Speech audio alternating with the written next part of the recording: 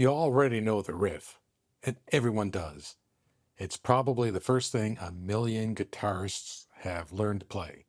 4 notes. And yet here's the thing. Most of those people never went any further. They learned the riff, got the t-shirt, and moved along. That's the gap this video is trying to close. Because Smoke on the Water is not a fluke.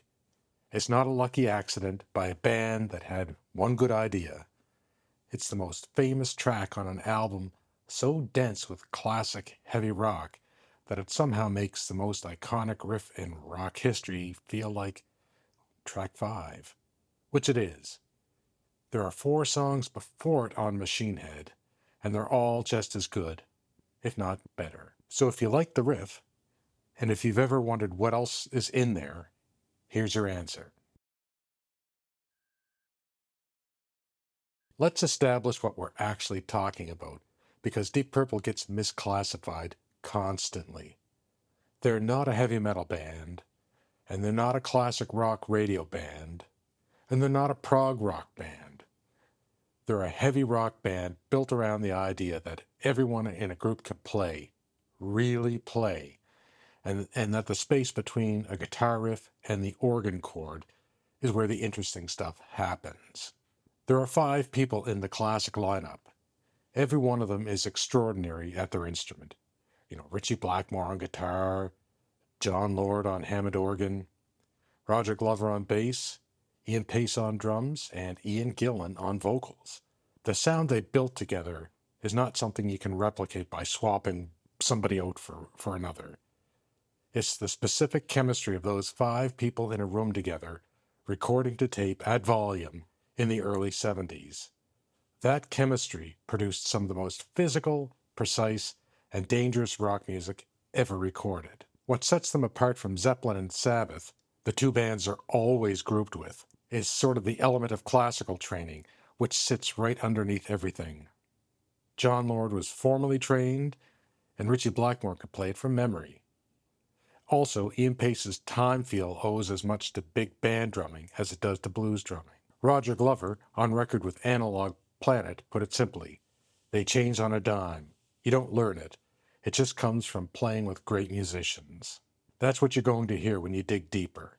Not just loud, loud with precision, and loud with ideas. If you're just digging into Deep Purple, start with Machine Head. This is not a complicated recommendation. Machine Head is the album. It contains the most distilled version of every idea Deep Purple had up to that point, and it's 37 minutes long. It'll cost you nothing but time. Released in March '72, recorded by the Mark II lineup in the Grand Hotel, Montreux, Switzerland, famously after the venue where they were supposed to record burned down during a Frank Zappa concert. That fire is what Smoke on the Water is about. You already know the song, and now you know the story. The album opens with Highway Star, which is not a warm-up, it's a declaration. It comes in full speed and doesn't let up. Later on, Pictures of Home and Never Before, and Smoke on the Water, then Lazy, which is a different animal. A slow burn, blues-rooted piece where Blackmore and Lord trade ideas for 7 minutes. Finally, Space Truckin', which closes the record and expands live into something almost unrecognizable from the studio version. Every song is pulling its weight, no filler. So for a newcomer, this is the complete argument why the band exists. The one qualification: start with the original '72 mix.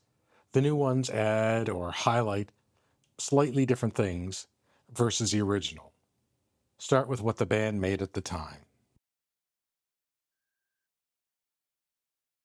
Step 2, check out In Rock. So Machine Head gets you in the door. In Rock explains why the door exists. Released in June 1970, it was the first album with the Mark II lineup, and it is heavier than Machine Head. Not by a little, by a lot.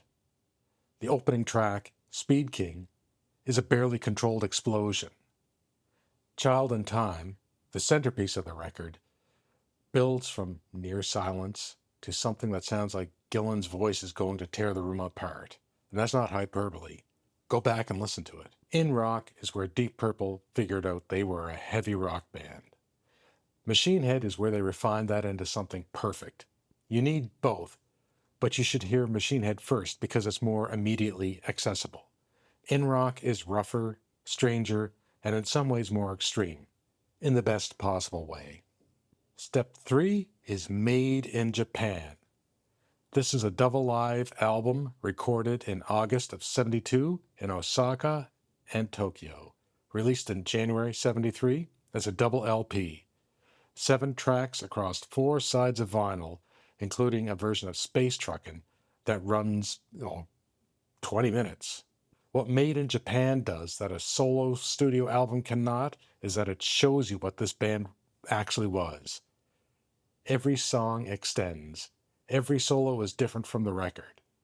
Blackmore is playing in front of an audience and he knows it. Lord is just locked in.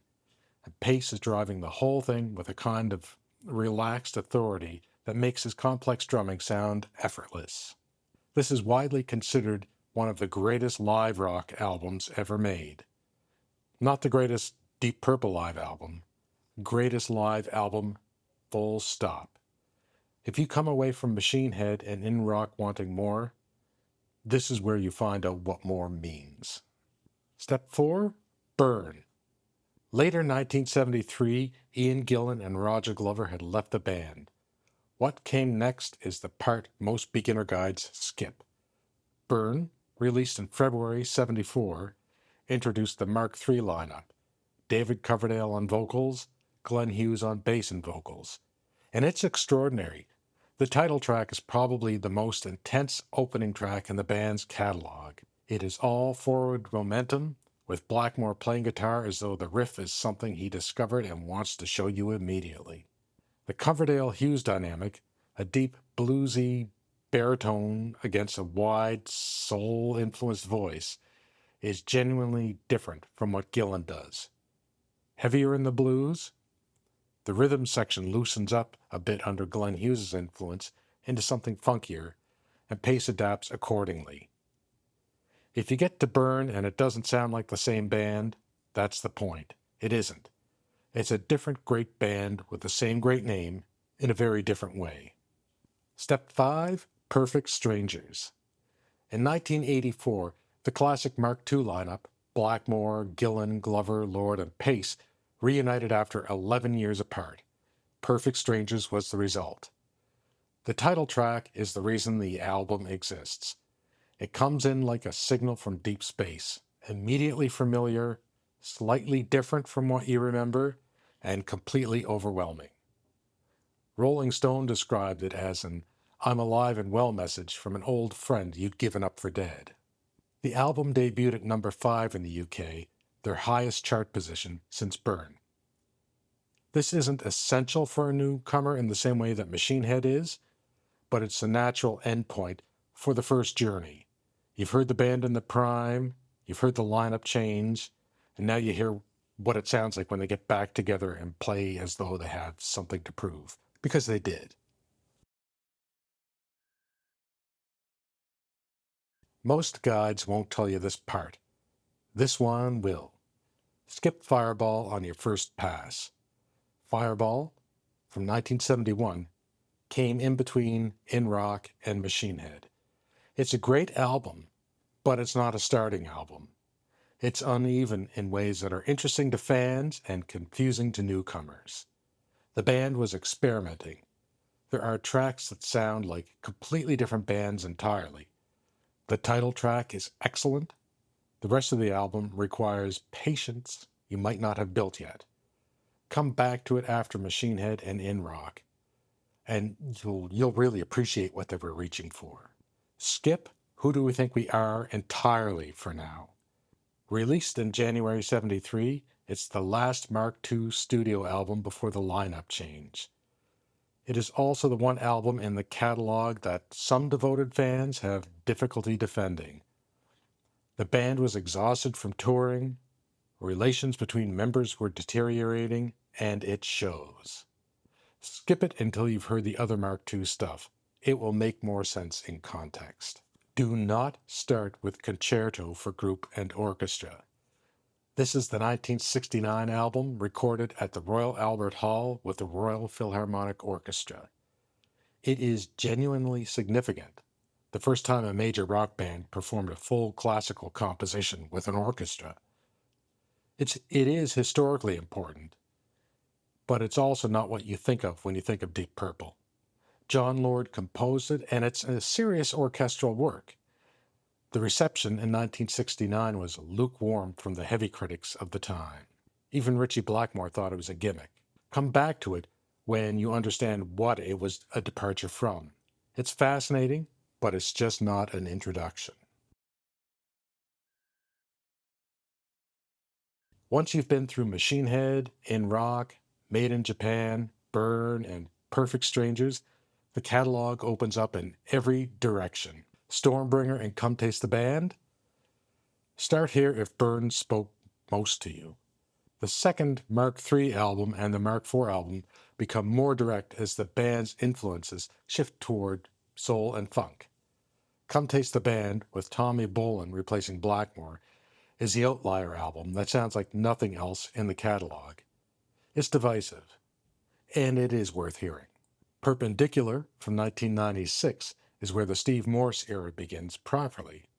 The band sounds reinvigorated in a way that the late 80s and early 90s albums don't. Some fans put it on a short list of one of the best albums the band ever made. The recent material, produced by Bob Ezrin, Now What, Whoosh, and the 2024 album Equals One, with new guitarist Simon McBride, is more consistent than it has any right to be for a band this far into their career. And there is the small matter of their concert at the Royal Albert Hall this November 25th, 2026. The band announced in February that they are returning to the venue where, in September 1969, they became the first rock group to premiere a full classical composition with a full orchestra on stage. The 2026 show is not an orchestral event. The official announcement makes it clear that it will be a full-throttle Deep Purple show. But the venue still means something. It always has. The tour begins on April 11 in another venue with a great deal of meaning for the band, the Budokan in Tokyo, where they partially recorded their legendary Made in Japan album in 1972. You could say this tour will bring the band full circle. Ian Gillan and Roger Glover will be 81 this year. Gillan told Uncut in November 2025 that retirement is not far off. He also said, "The guys I work with just seem to keep improving. The hard thing is to keep them down." So, now you have everything, you can dive into the band. Start now.